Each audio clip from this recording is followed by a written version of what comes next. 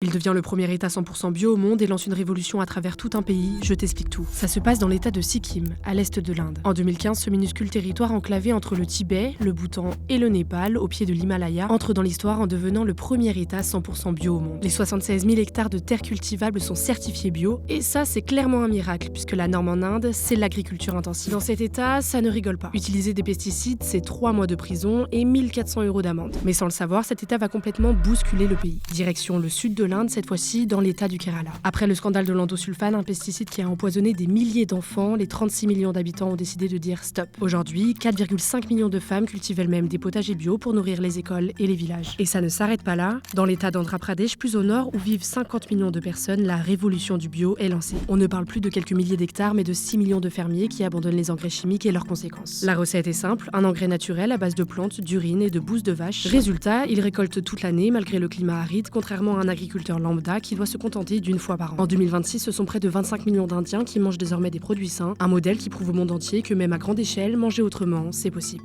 Dis-moi ce que tu en penses et abonne-toi.